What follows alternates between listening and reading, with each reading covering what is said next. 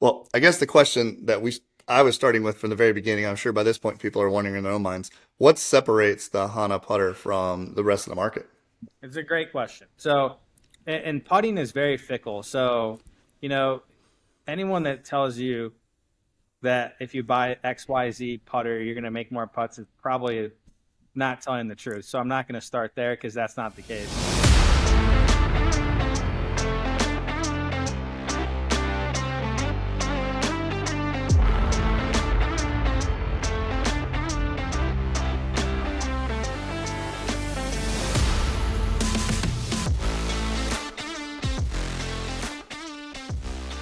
Welcome, ladies and gentlemen, to another episode of the Whole Story Podcast. Robbie and Jonathan here, and our guest has a friendly and familiar face.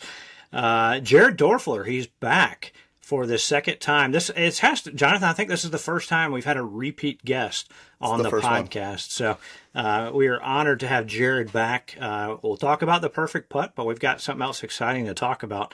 But before we get into that, Jonathan, I am rocking the Jackson pullover from Holderness and Bourne, and you've got a nice collared shirt there. That's right. Polo shirt from Holderness and Bourne, one of our great partners. Yeah, when it comes to any clothing, fit is a complicated thing, but you don't have to not only look good, but you want to be able to wear the stuff in all kind of weather, and most importantly, be able to swing a golf club. So that's what Holderness and Bourne does very well. Their style, it looks awesome. It fits perfectly. It's a tailored approach, but not tight. Yeah, and there's plenty of styles and fabrics to choose from. This Jackson pullover, I mean, I want to go and buy a whole bunch of these things because this thing's awesome. I really like it. But check out hbgolf.com. Use the code BESTBALL for complimentary shipping on your next order. They've got plenty of styles and designs and stuff out there.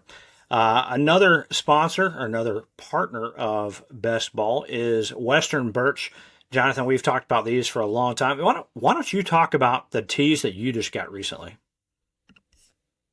Yeah, so I'm colorblind, and Robbie was nice enough to get me some short tees because I only use irons. I don't ever hit with a driver.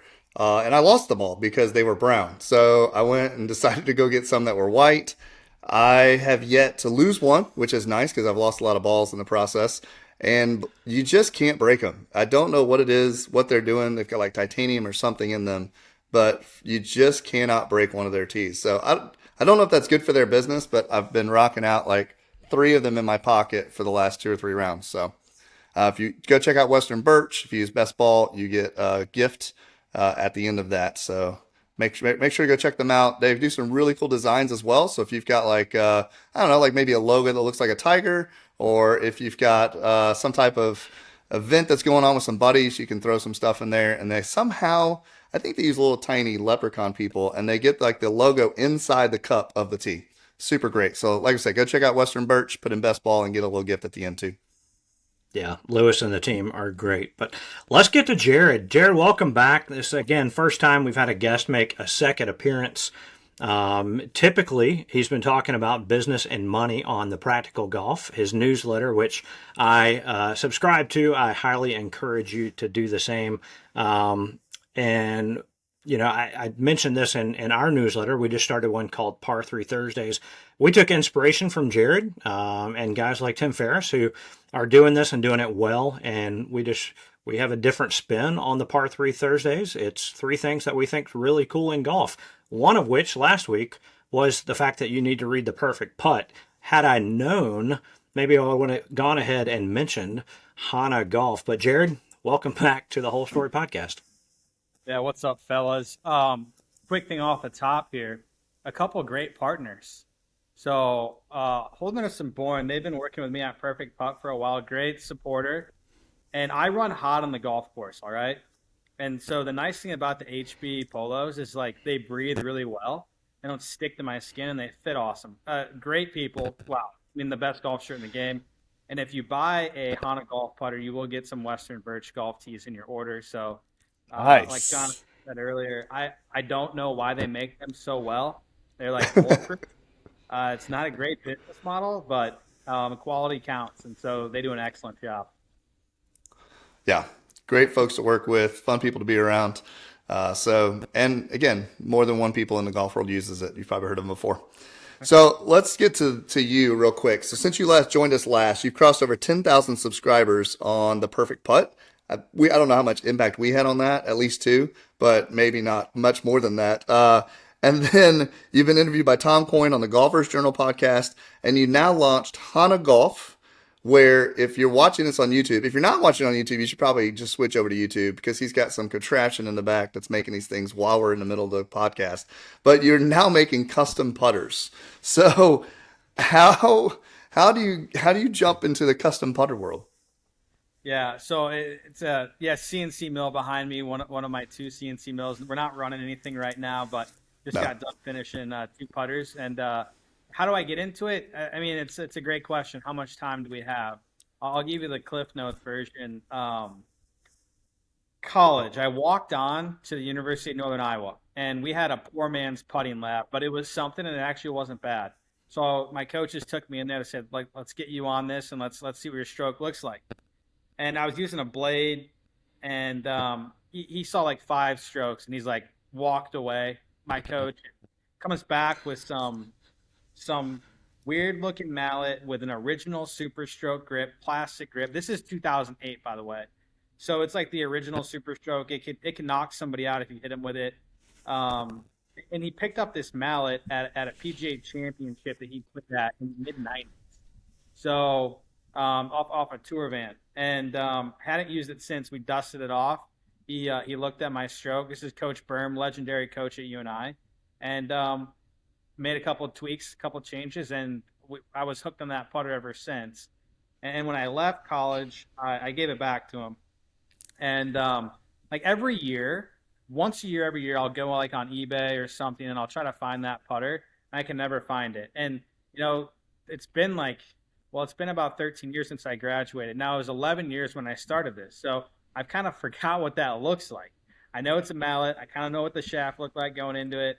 Um, so I was it was just a cold, boring winter night in Iowa in January of 22. And I'm like, let's just sketch a design. I'm bored.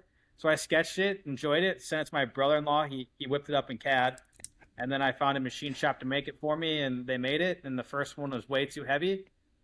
We had no idea that we needed to simulate it. And I think we probably had the wrong material in there when we simulated it. So simulated the second time with 303 stainless steel, got it down to 370 grams, maybe a touch too heavy, but good enough. So I put it in play for about a year and a half, and I just kind of left my head. And then, had some life moments in 2023 where I kind of realized that life is way too short, and I really wanted to start a business. And it's never going to be a good time to start a business. I have two young kids, a third one on the way. When will it get easier? It never will. And so talked about it a lot with my wife, and decided to pull the trigger. Now, what were we going to pull the trigger on was I circled back to that golf putter project I did a couple of years prior. So that's the genesis of it. I have no CNC mill experience whatsoever. I sat behind a desk. I was in outside sales, and then I led a sales team for quite a while, like 7 years prior to me leaving. So I'm not very technical. So I didn't think it'd be that difficult to do. So I bought a CNC mill and started watching YouTube videos, and making a ton of mistakes and just teaching myself. And so that's where we're really at today. And it's been a ton of fun, really challenging, but really rewarding. Where do you find a CNC mill? And forgive me for not even really understanding. I know it's something that makes putters apparently, but what is a CNC mill? Where did you find this thing? Yeah. So CNC mill is this. I mean, there's many different ways to describe them, and an old school machinist, would do a much better job of describing it than I can. But you essentially have you have essentially a drill bit. Let's call it this right here, and then you have a table, and your table runs on X and Y, and then your Z. This is your Z. So this is a drill bit. It comes down, and you take a solid block of metal, and you essentially take away bits and pieces of metal, mill it, create chips into a shape that you want to do. How did I go about finding it? Just a lot of research on YouTube. There's a ton of forums out there, and of people to say like what you should purchase for your first one, or good recommendations. So yeah, I just did some research on it and figured out, what might work best for me with my footprint that I have. So did they ever go, and I don't know for putters, I know other machinists will do this. Do they ever go to like water or lasers, or is it just the drill bits? Most putters are either going to be CNC milled or they're going to be cast they're going to be in a mold. Okay. So um, you'll see putters that are both, where they're done in a mold and they're CNC milled finish, so they'll finish like the face of them. It's actually pretty difficult to CNC mill one piece putter the whole thing and finish it that way without shaping it with a wheel. But yeah, those are primarily the two different options that you're going to see right now. Like if you look at a putter that's made out of aluminum, that could be either milled or it could be done in a mold. Well, that was going to be my next question. How do you deal with the face? So are you creating a separate face to put on there, or is it coming out as a single block? Still comes out of the single block. Yep. So Okay. you just use a really small end mill. I use an 1/8 inch ball end mill to get down there and create that face pattern. Yeah. How close do you think it has gotten to the one you had in college? Not very close. Because here's what happened, Robbie, is that original, and I still have it in my shop that I created it looked really bad. Like I didn't know what I was doing, and it just was bad. But I still used it because I was like really proud of that project that I did. Were And you putting well with it? I don't know. I'm an average putter. I was probably putting about as good as I normally putt, I suppose, or maybe a little bit. I was putting okay. It feels good. It just doesn't look great to the eye. And so as I was designing, I was trying to come up and recreate that design, and I'm like, yeah, I'm gonna have to pay people to play this. So I tried to kind of take the mallet that I have right now, and then add some more traditional features that I think people would like. Well, I guess the question that I was starting with from the very beginning, I'm sure by this point people are wondering in their own minds, what separates the Hana putter from the rest of the market? It's a great question. So, and putting is very fickle. So, you know, anyone that tells you that if you buy XYZ putter, you're going to make more putts is probably not telling the truth. So I'm not going to start there because that's not the case. It really depends on the golfer. So some golfers might like a shape compared to another shape. Some golfers might like a different neck into versus like a double bend shaft into a plumber's neck. My putters, I use a double bend shaft into the head. And what you're going to get is you're going to get one piece solid milled 303 stainless steel. You're not going to have an insert. You're not going to have weights. You're not going to have any bolts or other screws. And I personally like that for two reasons. One, coming from my manufacturing background, the less components we have, the more opportunity for success in manufacturing and also in usage. So if I'm out there putting with a putter with an insert, it has more likelihood to make a sound, to vibrate, to come undone, etc. So those are kind of the things, the features, if you will, of what sets us apart. I think it's probably more the story, honestly, than anything. And I do personally feel like that my putters are really good. I did. I'll just go there. I did a soft launch in May, and I've sold not many putters, but I've sold about 65 before today. And so we've got them Nice. in the wild, and the feedback that I've had is pretty good. So I'm happy with where we're at with the quality and the feel. Are those customizable, or are you looking at two or three different stock options that people can choose from? Yep. And that's a great question, Jonathan. So right now we're starting with stock options, right? Path of Okay. least resistance for me, and for the Right. company to scale. There's two reasons why I'm kind of staying in that lane right now. One is just me. It's just me doing everything right now. Secondly is I like the custom options. There are some excellent custom putter makers out there. Logan Olson, Tyson Lamb, Jamie Coggin. They do a fabulous job. And the one thing is that they're expensive, right? And I don't think, golf could use more because those guys are sold out and on a waiting list forever. But golf could use probably more of those people. But golf could also use a quality product that's made in the U.S. at an affordable price.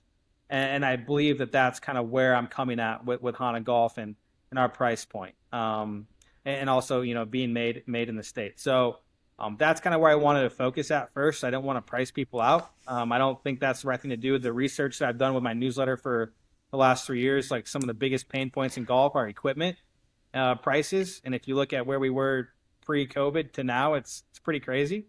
And so I just want to give people a really good option at a good price. Well, tell us about the three different options or models that you have right now. Yeah, so I've got three options. I've got a double wide blade that's face balanced. It's 355 grams. It's a pretty popular putter. I really like it. It's called Amarillo, named after the city that my grandfather grew up in. I've got a mallet putter called El Reno, where my grandfather was born, El Reno, Oklahoma, a small little town. But that's a mallet with a slight toe hang, about 365 grams, and this thing is awesome. I like the Amarillo. I've gained both of them this year, but I'm high right now on the El Reno, the mallet style. It's fantastic. It's a very good looking putter. Looks clean, sounds great.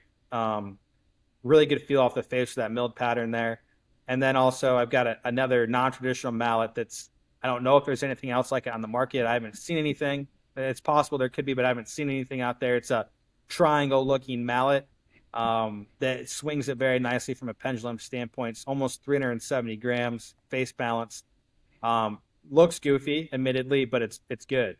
And we've sold some today. So it's gonna be one of those putters that I think people either love it or hate it. But I'd rather have one of those than do something. I guess going the other way or the other direction.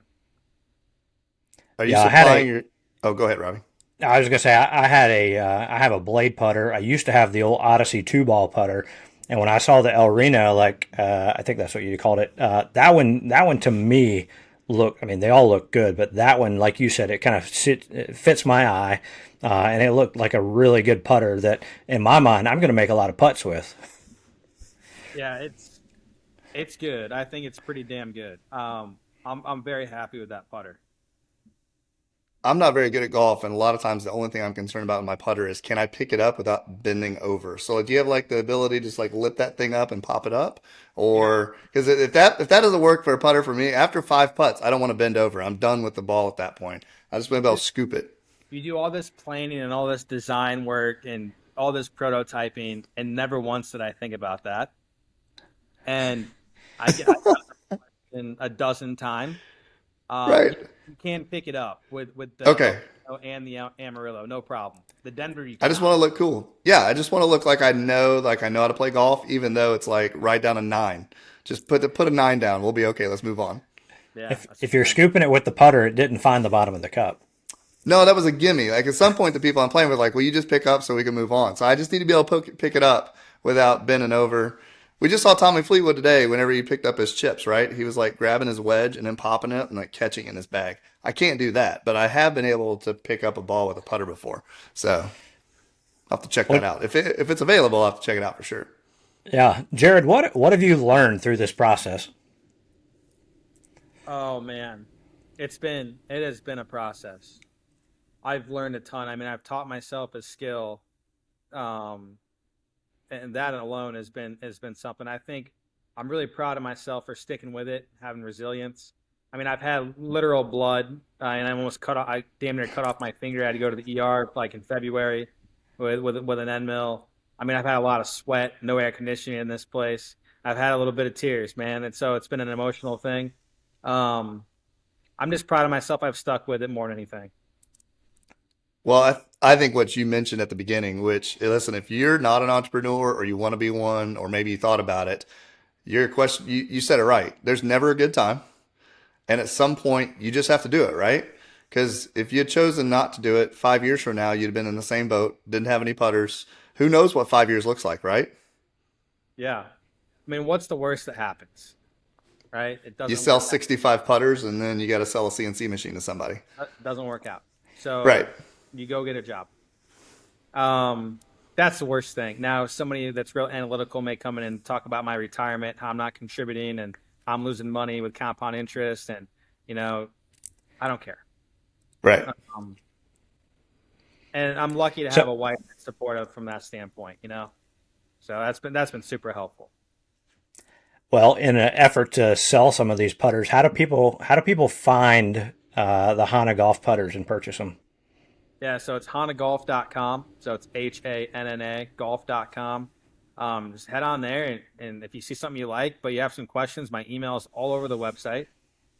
Feel free to send me a message. I've probably traded emails with 50 different people today, looking at putters or having questions. So happy to answer any questions you may have. And if it's not a good fit for you, or if it's not the right time for you to buy a putter, I mean, I'm bummed, but at the end of the day, I respect that. And if you're putting really well with what you're using right now, don't buy a putter unless you just have endless amounts of money. So, um, yeah, I mean, I'm happy to chat with anybody. I'll, talk to them on the phone, email, text, whatever is easy for them if they have questions.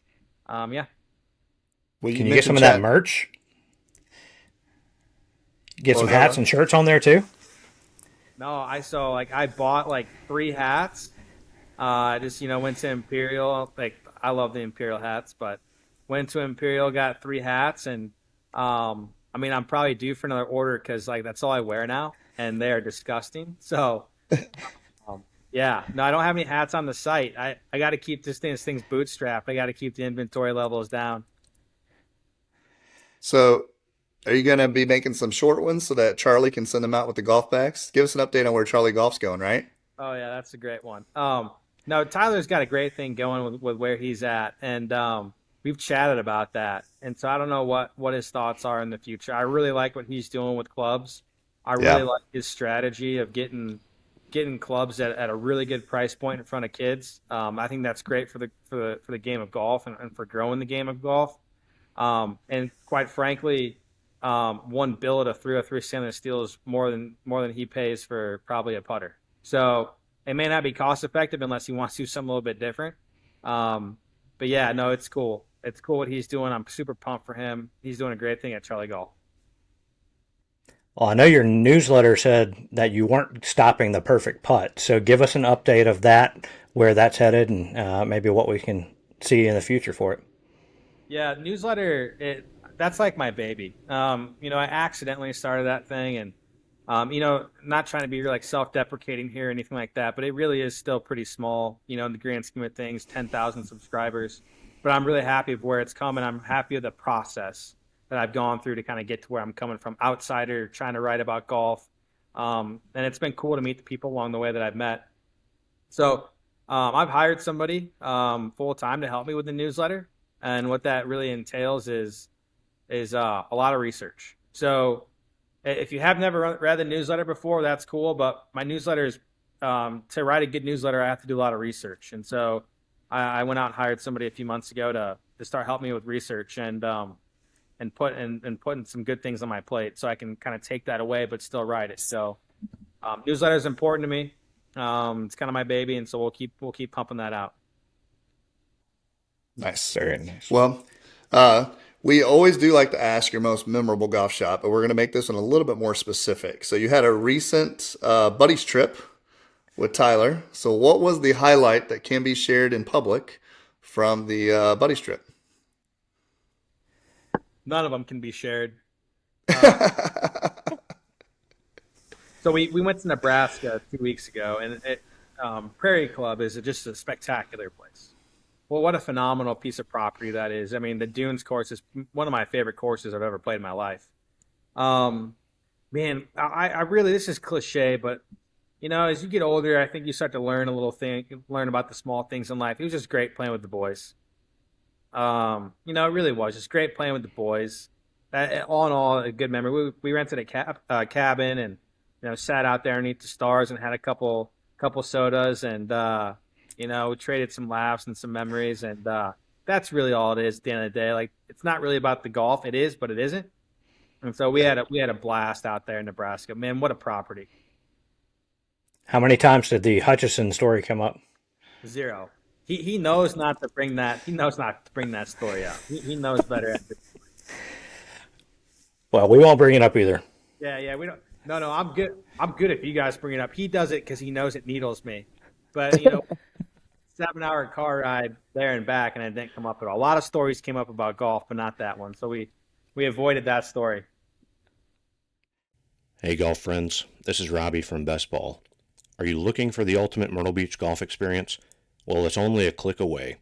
Check out the 2-play special at 2 of America's most awarded public golf courses and 2 of my personal favorites. Caledonia Golf and Fish Club and True Blue Golf Club are low country masterpieces featuring 2 iconic Mike Strantz designs. Play these 2 incredible courses for one great price. Visit truebluegolf.com to learn more about the 2-play special and book your tee time today.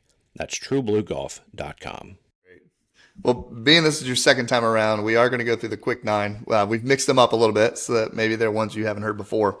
Robbie and I just did this, so it'd be interesting to see what your thought is. If you played 18 holes from 150 yards and par was the same, so like par 5 starting at 150, what would you shoot?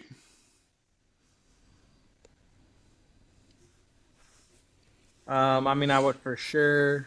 So par threes, I just call them. I have pars there, so we'll even Right. up threes. There's probably 4 par fours that I would make par, 4 or 5. So we got 4, 4. So you have what, 10? How many par fours do we have on a golf course? 10. Which usually 2 to 3 par 3s, 10, 2 yeah. to 3 par 5s, yeah. 6 under there. I probably shoot 8 under. 8 under? He's a good golfer. Well, he's got better putters. That's probably what it is. That is true. Yeah. Yeah, he's got better putters. My inside 150 has actually been good this year for me. It's my driver has just been absolutely horrific. So, but inside 150 has been good. Hasn't been bad for me. If you play from 150 marker, the only thing that's left is the golfer, which unfortunately for us wasn't as good as 8 What under. did you guys shoot when you did it? So Robbie shot par. I shot even. Yeah, he shot even. I shot 4 over. I was even in the back, but I had to hustle. Like I had my normal like at 150. I think I had 2 or 3 that went maybe 50, and then had to scramble to try to make it up. I think we had a couple 4 putts here and there. So It was a good lesson in short game, right? Like you were saying, 150. Right. Like we probably didn't hit, 25, 30% of greens in regulation. So then we're scrambling from there. So, Yep. we need to work on our short game. Maybe we do need new putters. Yep. Are we building any wedges? No, I'm not. Wedges. The wedges are a different beast. All the grind you have to do to remove that material. I mean, a lot of respect to those people that are doing that. That's a tough gig. I mean, you got to be an artist to do that. Yeah. Well, back to our quick 9, and you kind of mentioned this earlier when we asked about it, but besides the Prairie Club, where would be a dream golf buddies trip destination? I mean, this is so recency bias, but I've been saying it for the last 3 months of Scotland. Is there one course in particular? I honestly could not. I could care less. I mean, you have to throw the old course in there for sure, but if you can get on. But I mean, I just think Scotland just looks awesome to me. Everything about it just speaks to me from a golf standpoint. Like I can't get enough of watching it on TV. I wish we had more tour events there and more. I just wish we did Irish Open, Scottish Open, the Open. I wish there was another one we could do. Just all bang them all back to back to back to back. Yeah. All right, so we brought this up in our roundtable wrap up. Would you rather win the Masters or 2 other majors in the same year? Well, from a money standpoint, Masters is you're locked in for life from endorsements. Open's second best. Man, that's such a good question. That's such a good question. And I know these are rapid fire, but man, No, it's fine. It came up because of Xander. So the caveat we said was, Xander won the Open and the PGA. If you could win 2 Opens, would you trade 2 Opens for the Masters? I may trade the U.S. Open and the Open. There would be no combo with the PGA Championship. But Yeah. All right. Masters is, man, you can go back whenever you want. Not really, but you can play it a couple times a year with some guests. Boy, I don't know. That's a close one. I'm gonna go Open and the Open and U.S. Open versus the Masters. That's my favorite. All right. I It's a thought tough- you it's a you tough had a call. private dinner reservation every year at Augusta Right. National, Right. That's a good point. Now you can sell me back on and you already know what to wear. Boy, there's something about Augusta. Yeah. Yeah. Yep. All right. Favorite club in your bag? It's not the driver, apparently. Yeah. I'm gonna shout out my putter. Yeah. Absolutely. All right. Well, do you carry 3 putters? Do you carry all the different putters so you give them a try, or? No, I don't. I mean, I got some demos in my car. I wheel around, but There you go. yeah. All right. What is your favorite food off the course? I'm a barbecue guy. I mean, you can't do brisket at a golf course, can you? Oh, you can. I mean, If it's your if you course. Yeah. brisket at a turn, I mean, I'm sure it's done. I haven't played there. I love a good brisket. Brisket tacos. Golly, man. I need to find some tacos tonight. I'm hungry. There you go. Yeah. All right. What is the best unique feature on a golf course?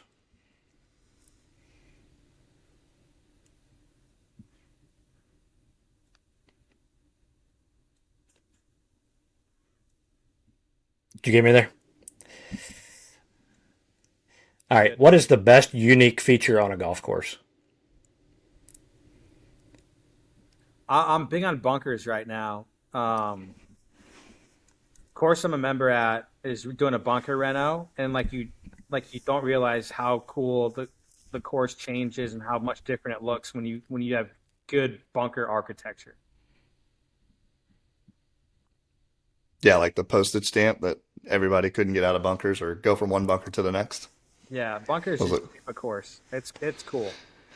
I'm the opposite. I'm the guy that whenever I hit it off the green and then you find out that you landed in grass where there used to be a bunker, I'm like, oh, this is great. This is fantastic. All right. Hardest hole in golf. This is interesting. Boy, I mean, there's a few at the Open over the weekend that looked pretty damn hard. Boy, 11 just looked like a bear. I mean, that's again recency bias, but I mean, what did Sammy Burns hit it right of the tracks the final round? Did he?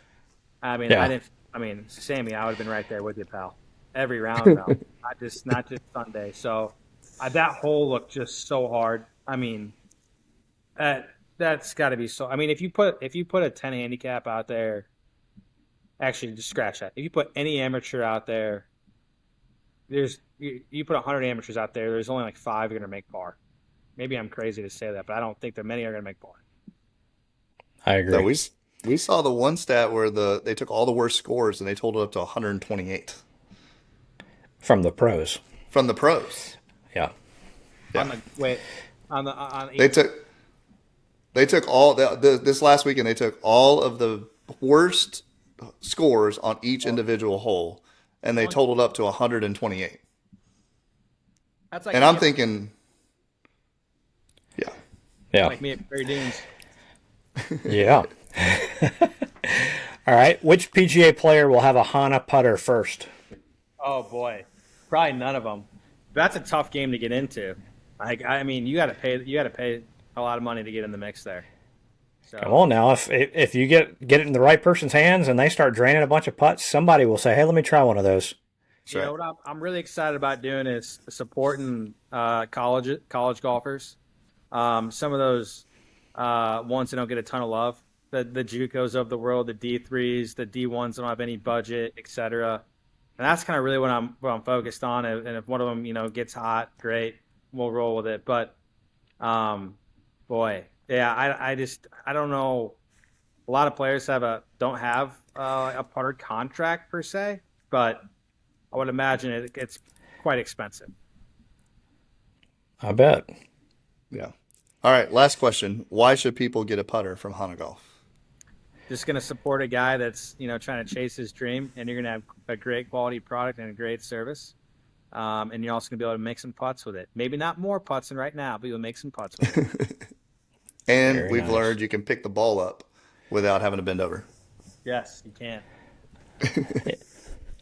Very nice. Well, Jared, man, this has been fun just to catch up again. Twice in a year. We'll see we've got November, December, we can get you back on if you got another venture going here. Or maybe we can just catch up and see how Hanna Golf is doing. But It's been fun. You got to follow Hanna Golf, hannagolf.com, Hanna golf.com. We'll be sure to have links in our show notes. Also, subscribe to the Perfect Putt. Like you said, he's at 10,000 plus subscribers now. But seriously, Monday mornings, that's the business of golf news that I get, and I love it. And that's how I found out about Hanna Golf. So I highly encourage you guys to subscribe to that. We'll have a link there. But Jared, we appreciate you joining us. And for Jonathan and Robbie, this has been another episode of the Whole Story Podcast.